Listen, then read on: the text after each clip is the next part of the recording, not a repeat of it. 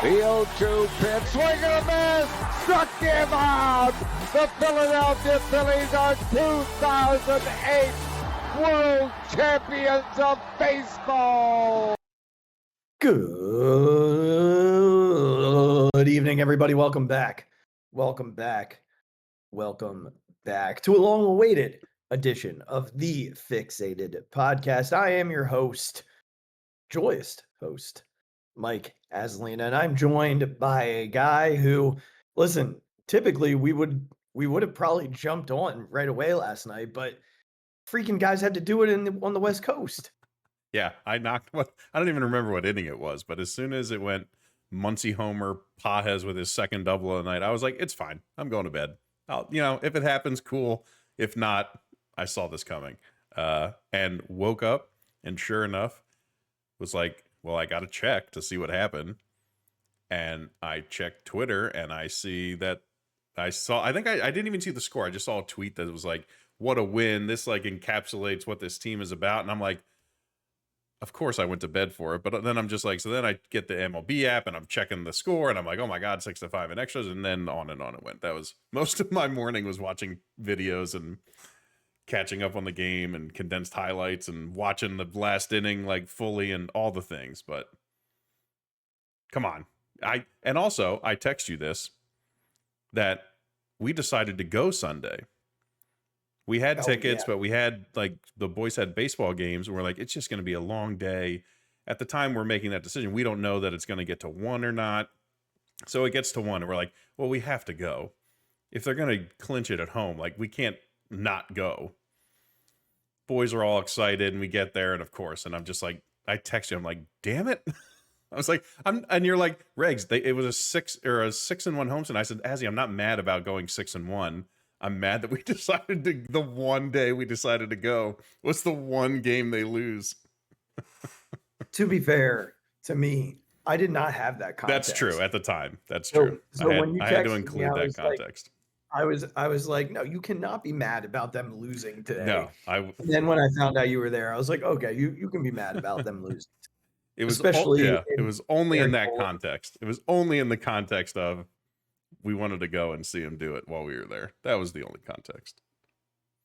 So the long-awaited comes twofold. One, because we skipped last week. I'm going to wait until the end to touch on that. And the second, just being a baseball season's a long process. And, it took them all of 150 games, which is about right. I mean, they're the first team to clinch their division this year. Yeah. Which blows my mind because the Brewers, I guess the Cubs are almost on our heels in terms of record. So they're still hanging around, but it's crazy, Regz. And we're going to talk about how they closed this gap so quickly, but it is mind boggling that they did it so fast. We were sitting here 2 weeks ago and I think the magic number was up near 20 at that point. But, when you play a team head to head and you play them 4 games and decide that you're going to sweep those 4 games and do so in every way that you can do it, blowout, close, comeback, like they won in every way that you can win in baseball. But they made 8 games in those 4 days. Yeah. Come off of the magic number. So, when they went into the Royal Series, it was 5, right? They needed 5 and the Mets did their job in losing on Friday and Saturday and the Phillies did their job in winning on Friday and Saturday. And then both teams did the opposite with the Mets winning and the Phillies losing on Sunday. And I personally, Regz, I preferred the way that it happened on Sunday. If it was going to be a Phillies loss, I didn't want them. And I think Kyle Schwarber said it last night in the postgame. Here, Bryce, like we wanted to win. Yeah. We didn't want to lose and then get in because someone else lost. Mm-hmm. Like we wanted to win. And last night presented them with that because the Mets were off. So it was really, the Phillies' opportunity to just win a game and be done with it. So here we are. And there's 10 games to go, 11 games to go at this point. The Phillies have clinched the East. Their magic number to clinch the 2 seed is currently 7.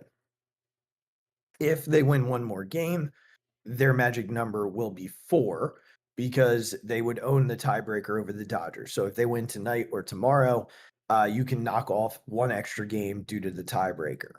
So look, they're in a really good spot. And we're gonna jump into the what comes next component here in a little bit, but I do want to rewind. And I think we just all need to celebrate a little bit the sweep of the New York Mets. Yeah. Like, I don't even know where to start. Last week was a very like overwhelming week for me. I watched the games when I could. But when I did, I was just so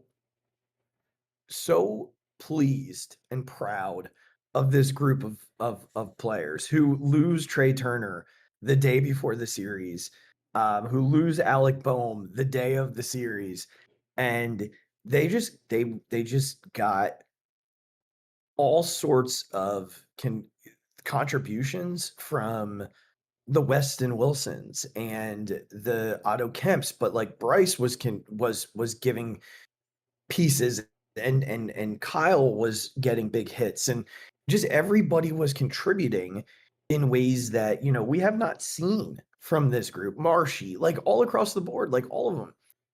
The pitching was fantastic. I mean, it just everything was what you wanted it to be. Everything. So I mean, I think you watched the games a little more closely, so I'd love to know your thoughts and like what's jumped out to you outside of like this team just totally turned a corner and lapped the Mets all in 4 games. Yeah, I think going into it, it wasn't the best news when Trey gets hurt down in Miami, and you're just like, come on, like right before the Mets series, like right when this important series that if it goes badly, like you said, the Mets make up 6 games if you lose 3 or 4, and it's at home, and you're just like, this can't happen right now. Like we're so close to putting this team away. And they played so well coming out of New York, right? Getting swept there. And they've been playing so well. And Trey's been so good. He's been so good. So I did not have great. I wasn't feeling great, quite honestly. I'm like, I know they sort of rallied around the Wheeler thing, but not having Trey might just be the thing that sort of this offense sort of can't hold itself together. And like you said, a few people decided that wasn't going to be the case, and especially so their center fielder, because good Lord, that man stepped up and just carried that entire series offensively. What a gift. That's right. What a gift. And like you said, every game was different. It was a 1-0 shutout. It was a blowout. It was a comeback. It was just all these different ways that they just decided they weren't going to let this Mets team get back into it. And it's that attitude that we've been preaching about for this team to have. Just be the killer, man. We know it's baseball. Things are going to happen. But just go out and like stomp these guys and put an end to it. And show that, like, we're not afraid of you. Yes, what happened in New York happened. I think to your point, there obviously is something weird going on there, given the at-bats that those guys had against Duran. Don't get it. So something weird is going on, and I think you're very true. You're very right about that. We don't lean into conspiracies a lot on this show, but I'm all in on that one. And I just think... Look, I think no matter what happens, this team winning the division back-to-back, all those things, like, will be remembered for a long time in Philadelphia. And I think the thing that will be looked back on is that Mets series. As when they decided, like, we are the ones to beat. We are the ones. We're not letting this narrative of this Citi Field sweep and all that define the rest of this season. And like you said, it came from everybody. Kepler having a great series. Marsh having a great series. Stott, Bader, Castellanos, when he played, hit well. all the things. And it was just one of those things where you're just like, that's when you go, that's my baseball team. Yeah. And you're just extremely proud of the way that those guys, with no Zach Wheeler and no Trey Turner, and I know Bohm hasn't been great, but like, Otto's a little rough at third base defensively, and like you start thinking about all those things when he's got to play for an extended period of time every day. Like just all the stuff that was going into that series that would have told you, like, just please split. Just give us 2 out of 4.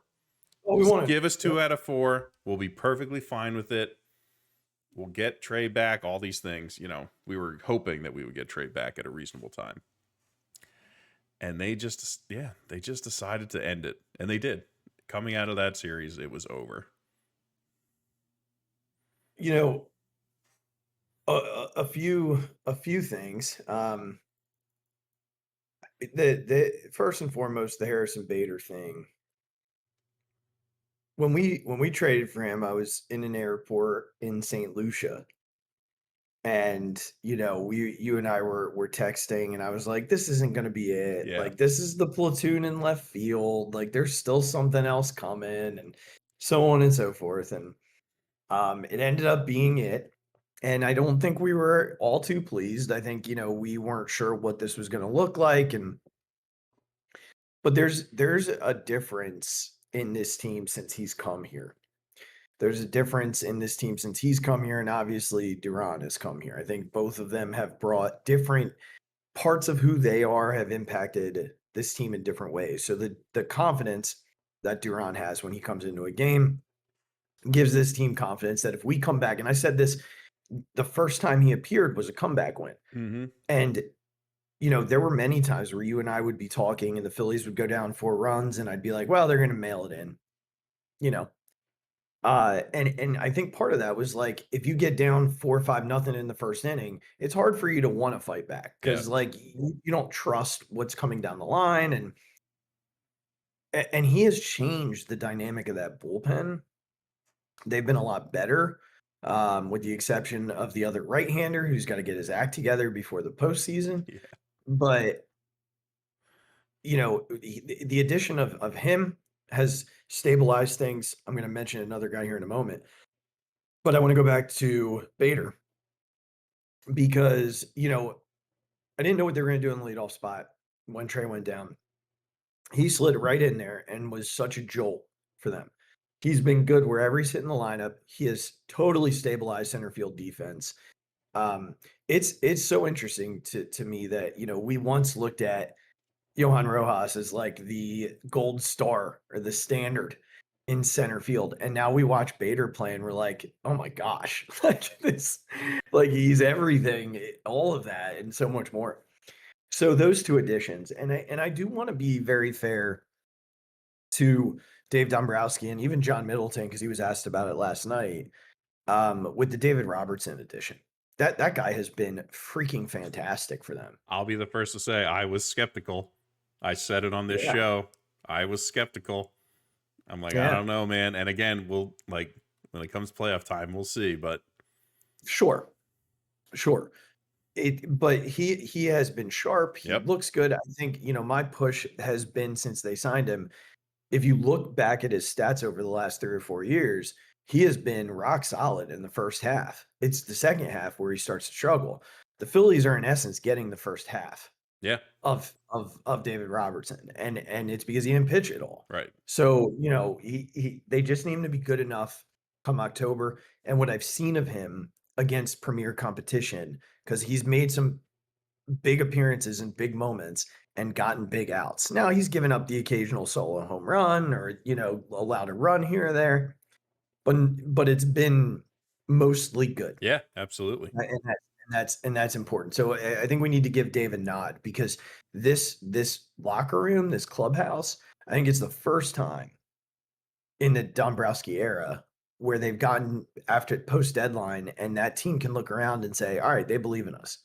They have not made those types of additions. They have not. I go back to the year that they went all the way to the World Series and they added Marshy, and they added Thor and they added Robertson the second time. And I think that was probably the closest that we Yeah. got to what we're experiencing right now. But to go get the best closer in baseball, Well, yeah. to add Robertson, a guy that this group is familiar with, to add Harrison Bader, who it's interesting. Max Kepler made the comments about I used to just think that's a weird type of energy, and now I'm like, oh, he's Yeah. actually a good guy, right? Yeah. Like Yeah. that's Max Kepler's way of saying I just think he was an asshole, and Yeah. now I Right. realize he's not, right? And speaking of, and then I'm gonna turn it back to you here because I have a question. Speaking of Max Kepler, I said it online, and I'll say it here. He is definitely.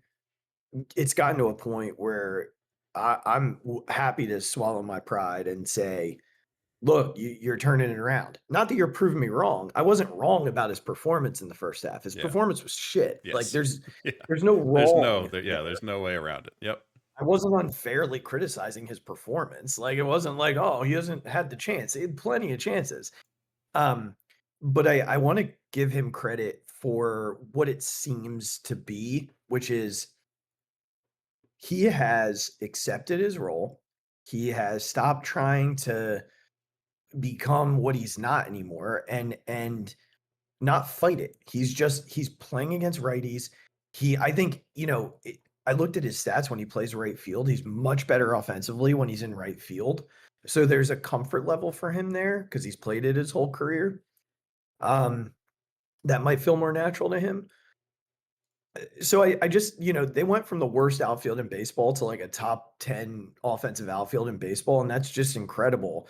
Basically, with the addition of Harrison Bader is Yeah. where that happened. Yeah. So as we sort of wrap up this Mets conversation, because I do think a lot of what happened with them sweeping out the Mets comes from just a different attitude. They've turned a corner. And I don't know that if it's one thing, I don't know what was the wake up call. I don't think any of us do. But my question, because I want to start thinking forward, coming out of this, now that they've clinched with 11 games to go, obviously you want to get that 2 seed. I think that's, they're not totally out of the one either. Yeah. So that's still in play. But as you look forward into the coming, 11 games that we don't have to watch with as much Anxiousness. with as much nerve, anxiety, like all the things. What is it that you're still watching for? Because I know you're like me, you're still gonna watch. Yes. Maybe not tonight, or tomorrow I'll night. watch for a little bit, but Yeah, for sure, same. But what is it that you're looking at? What is it that you're hoping to see? What are the things as we get ready for October baseball with 2 weeks to go in September that you're focusing on? yeah. I mean, to quickly touch on the Kepler stuff, I think he gave an interview after one of the Mets games and said, we as an outfield got together and like talked through the situation that we were all in. And he admitted on public right? On TV, live TV, that he had to check himself. Yep. Before that conversation or after or whenever it was. The timing really makes no difference. But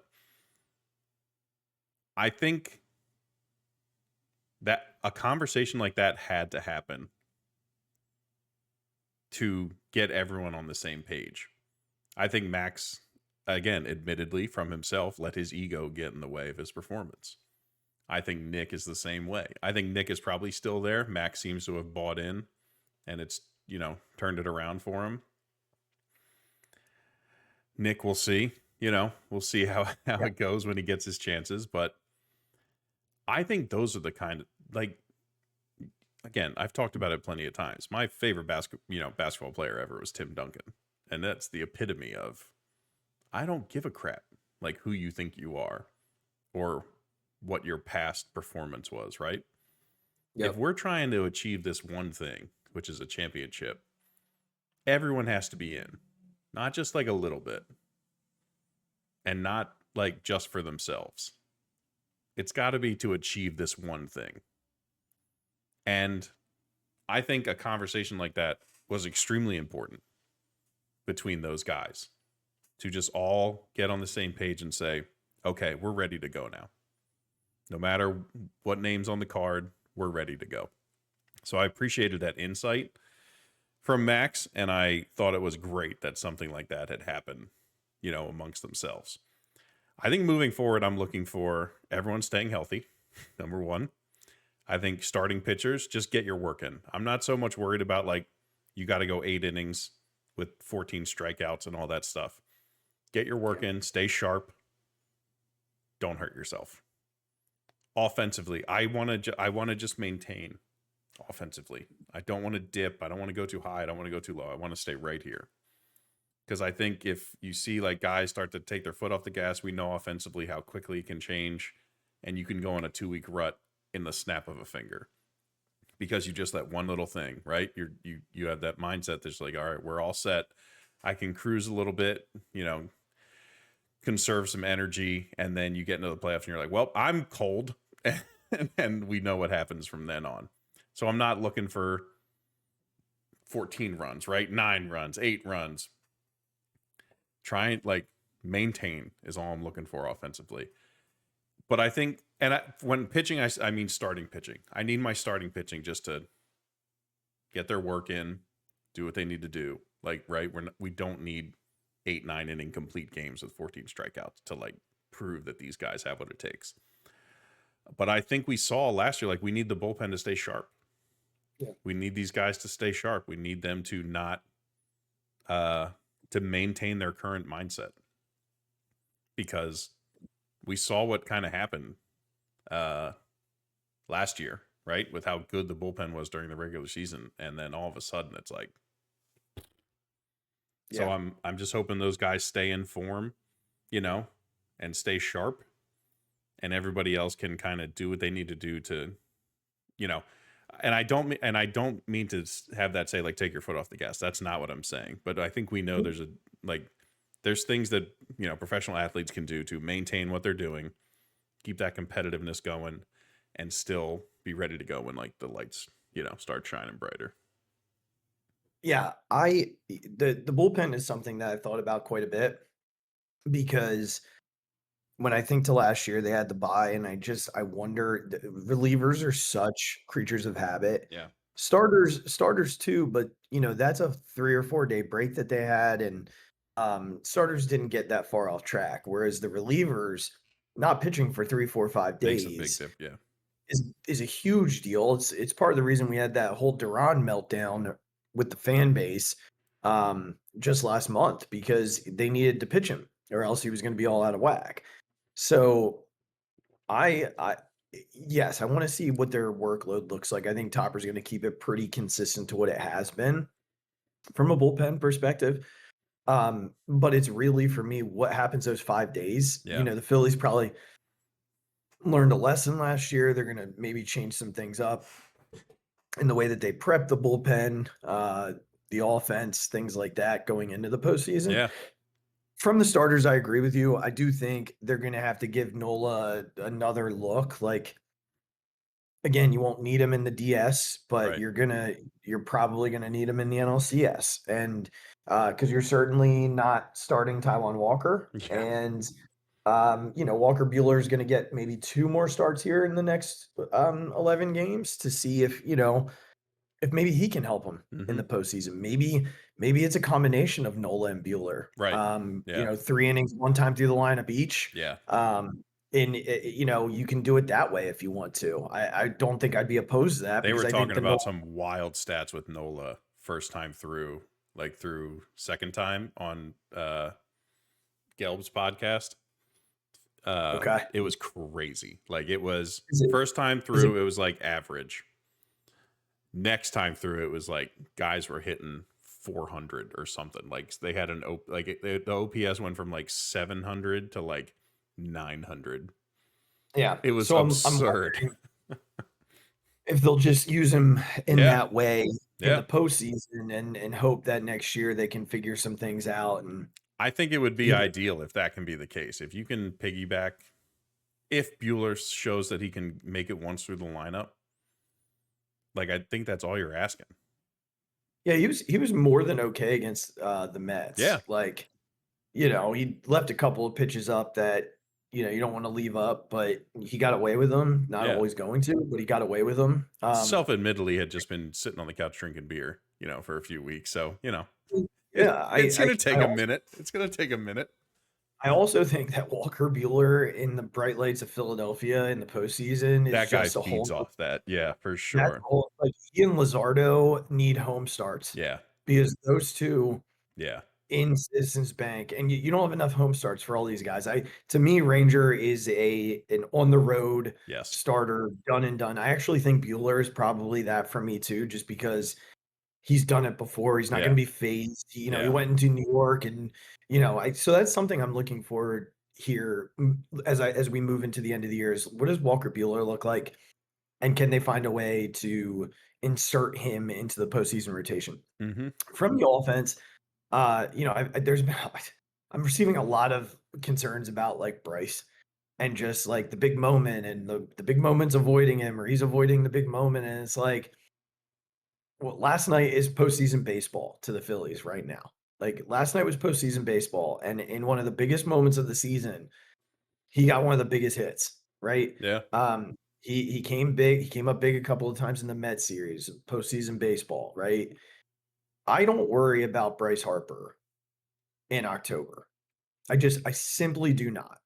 Now that being said, I do think teams are going to be like, anybody else can beat us. So I'm wondering, and this is something that, we'll have to see if Trey gets back, if there's any world in which they decide to go Trey, Harrison, Bryce, Kyle, come postseason. And for a couple of reasons. One, Kyle now protects Bryce. Kyle doesn't get himself out. Bryce does. Bryce gets himself out. Yeah. Bryce gets himself out because he gets too anxious. But if you put 56 home run Kyle Schwarber behind him, you're going to be a little bit more careful. And Bryce is going to be a little bit more mindful of, hey, I can take this walk because the dude standing behind me could give us a 3-run lead. Someone had brought up that his walks are down this year, and you can kind of see it. Like he's very aggressive this year, especially in big spots. Yeah. And it's just like, dude, just take it. Let the next guy. Again, there hasn't really been a great next guy, which again is to your point. I mean, JT has been better than we could have hoped for. Yeah. And it's not a knock against JT. It's just, I think Bryce is going up there trying to get the big hit every single time, because in the postseason last year, he did take his walks. Right. And no one did anything behind him. Yeah. So I think Bryce just needs to get back to, I don't need to win this game by myself. And I think a way to get him in that mindset is putting Kyle Schwarber behind him. The other reason for this is I want Harrison Bader getting more at bats. I do. I do think there's an argument for, he could stabilize the bottom of the order a little bit. But like when you consider the bottom of the order, Bryson Stott's doing a heck of a job down there right now. You're basically going to move Marsh to 6th because JT's going to hit after Kyle. So, Marsh now hits 6, which pushes the bottom down even more so than it was before. And then you're really just trying to fit in some combination of Castellanos Kepler and Alec Bohm. Yeah. And so, I actually like that bottom of the order a little bit. Like, I think those guys can sustain down there, especially the platoon of Kepler, Castellanos. I think they'd be fine maybe in that 8th spot with Bohm hitting 7th. But I do think that's a better option right now. And maybe they're he's laughing in my face and they're just going to do what they've done all year. Which is probably the likelier of the two. What do you think about some combination of, and it's essentially what we're talking about, but it's Trey or Bader, Bryce, Kyle, Trey or Bader? Oh, so lead off. So you're saying Trey or Bader hitting cleanup? I'm saying probably Trey, Bryce, Kyle, Bader. I don't like Bader hitting cleanup. That's fine. I've heard Yeah. that mentioned, and I just thought we'd talk it through. Now his mindset, when they asked him about hitting leadoff, he's like, I don't even really check the lineup card. Like he's just like like his whole demeanor, attitude, like He is approach to the everything. epitome of, man, I'm glad that guy's on my team. Yeah, well, he's in 1993 Philly, like through and through. He's Lenny Dykstra, but without like the felonies and all that stuff. The psychosis, Yeah, good lord. Um, as you tweeted at Lenny a few it's weeks truly ago. unbelievable. It's truly unbelievable. I loved Lenny as a player, but I know. just some of his He is, nonsense. he has hit the deep Like end coming after hard. Bryce was just so unnecessary. Yeah. So unnecessary. Unfortunately, Lenny has hit the deep end hard. Yeah, very, very hard. Bader, I don't know that I don't think I'm totally opposed to it. I could probably be talked into it only because I don't think his approach changes based on where he's hitting. I think there are some guys that you stick there. Like I think about Alec Boehm and how he melts down hitting cleanup. He mentally cannot do it. Just mentally cannot perform hitting cleanup. JT's been awesome there. He really, really has. The approach for JT actually, I feel like got better once he got behind Bryce. So, for me, I do want Harrison to get as many at bats as possible because of how hot he's been. So I'm open to it, but I don't know if it's the spot for him. Like, I don't know if it makes sense. I think, for me, Bader is a 1-2, like 6 type guy. Yeah, and you don't I don't know think they that he sort of mix and necessarily. match him? Like, do you I don't think he strikes a Trey? lot of fear in that spot. Yeah. What about like Trey, Bryce, Bader, Schwarber? Maybe. I mean, I don't think I don't think I'm opposed to it. I think Bader's like starting to find the confidence that's helping him become the player everybody thought he was going to be. And I don't think I'm opposed to Bader hitting anywhere in the lineup. I think for me, my preferred spots are 1, 2, 6. 1 and 2 because I think he's a perfect table setter. He's got a ton of energy. 6 because I think he can knock in runs there. He can also reset the lineup if he's leading off an inning. He can bail out the 4 or 5 hitters if they don't come through. He's that type of guy. So I think I'm open to anywhere. I don't love I think if you asked me to rank where I wanted him to hit 1 through 9, 3 and 4 would probably be closer to the bottom than the top. Yeah. So it's just it's just interesting to talk through that and kind of see what they're going to do. Because look, Bader's been unbelievable. Yeah, we're obviously not going to get him hitting 700 through the entire rest of the postseason. It's just not going to happen, right? No. Again, if it does, I'll see you on Broad Street, buddy, and we'll be standing right next to each other when those buses go by. How about it? I think realistically, it's not going to happen. So I think you have to weigh, and I'm sure they are. You have to weigh that with where you put him, right? You have to weigh that with the guys you're trying to give the most at bats to, which are Trey, Bryce, and Kyle. Yeah. And so the other question you ask yourself is who between JT and Harrison, who do we prefer to give those extra at bats to? And I think it's Harrison until proven wrong.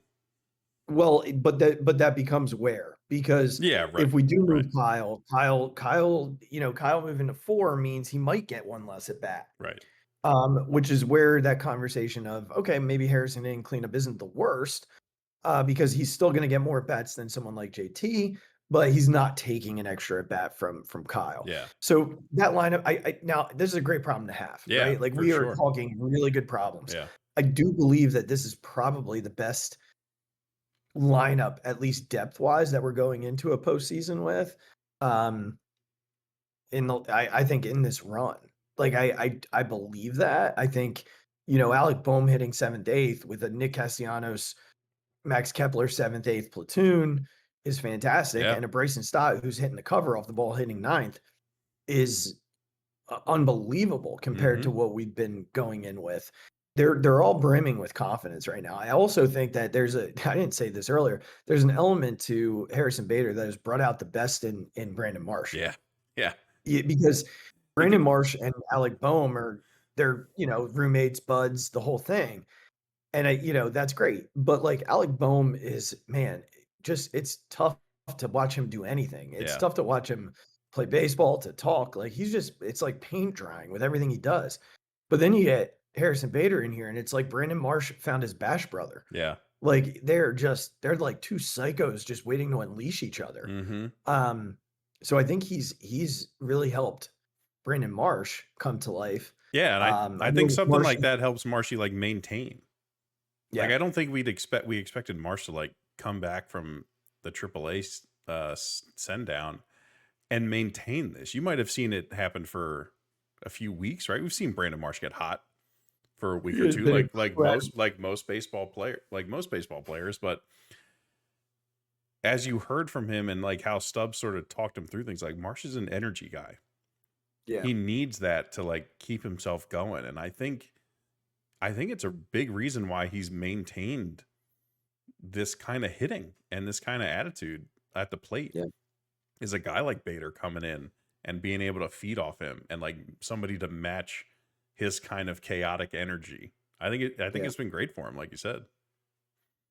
So just a couple more things as we think forward to the postseason, and we'll get way more into this when it comes around. But I do have like and this is like the depths of the conversation. I mean, we are digging in here because with the Boehm injury, Otto Kemp came back and he has been fantastic since he has come back. So there's a very real question to ask right now. They'll probably carry 5 bench bats. Because one of the starters just drops into the bullpen, which gives you another roster spot essentially. So let me ask it this way: we know one is going to be Rafi Marchand. Like you're bringing your backup catcher. You're bringing in Mundo. He'll be off the IL by that point. So and I know I'm missing somebody else that one of Kepler and Castellanos is the other bench guy. So that leaves you with 2 spots. I do believe that Johan Rojas will be here for base running and defense. defensive purposes. I think you have to. I because completely agree. In my head, what happened last night in LA when a lefty came in to face Kepler and they went to Nick to hit, you're not going to want Nick to stay in the game and play defense in a postseason game. So you now have Johan Rojas. I know that that's not great in terms of the offense, but like hopefully he doesn't hit again after the 7th inning, right? So let's say that those 4 are locks. Now you've got the decision between Weston Wilson and Otto Kemp. Yeah. Again, both have been really, really good over the last couple of weeks. Yeah. So I want to pose this. I want to pose this to you because Gel brought this up on his podcast. He brought it up that velocity rules in the playoffs, right? Mm-hmm. From a pitching standpoint. He cited Otto Kemp has been not good against fastballs of 96 or higher in his time with the Phillies. He said Weston Wilson has been better enough that you have to consider that. Like that Weston has been better against pitches 96 or above than Otto Kemp has. Otto Kemp has been not good. Like just not good. Yeah. Well, it was a great point. I was like, I didn't even think of that. Like, I think if you're just watching, you're like, give me Otto Kemp. Yeah. But it was a really great point that I was like, holy crap. Like, that's something you really have to think about. And I'm sure the Phillies are, but like, it's just one of those things that I didn't even think of that. Yeah. You don't leave any stone unturned. So if that's the case, then I'm right there with the idea of give me Wilson. I think one of the things we'll do when we see the postseason teams for sure is we'll look through and see what lefties they're even going to face. Who's Wilson going to end up facing when it comes time? What is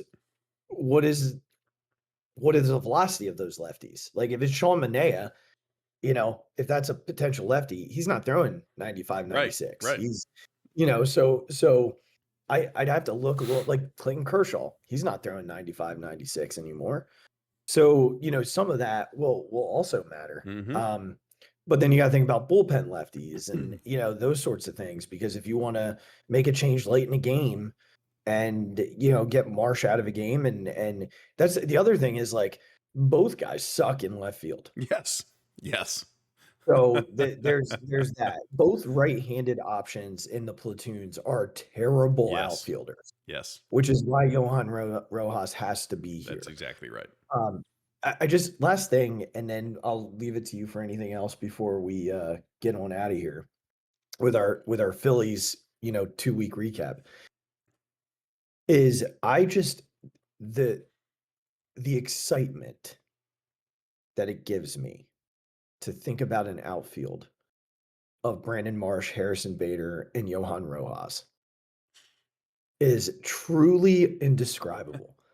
I don't think there's a ball that gets hit in the air that lands ever with those three out there. Yeah. I really don't. I don't know who plays right. I think they would probably do Bader and left, Rojas in center, Marsh in right. You think so? I think. I might put Bader in right. I think put Bader in right. I don't know if he's ever played there. I think Marsh has done it here and there. I don't think Bader has ever done it.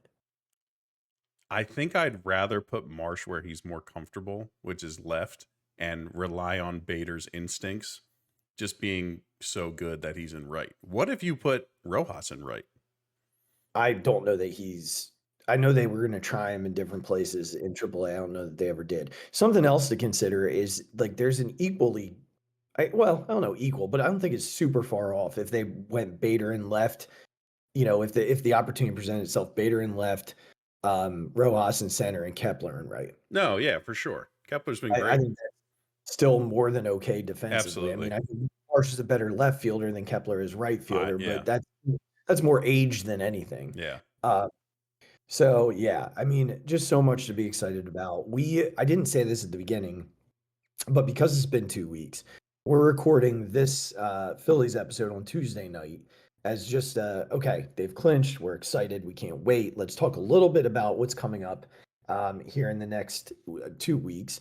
And we will record again on Thursday with an Eagles-focused podcast that captures the first 2 weeks of the season and looks forward to the Rams game on Sunday. So we got 2 episodes coming at you this week, which we're excited about and certainly appreciate the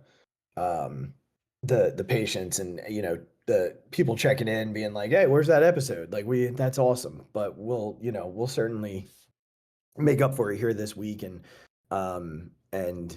get back to a normal schedule here next week. Regz, anything else about the Phils before we get running? No, just keep it going, boys. Try for that 1 seed. Why not? If the NL has to go through Citizens Bank Park, I feel very good. Absolutely. So that's it. Absolutely. I'm just checking real quickly because I don't know that I know exactly what their number is behind Milwaukee. So I thought it was a game and a half, wasn't it?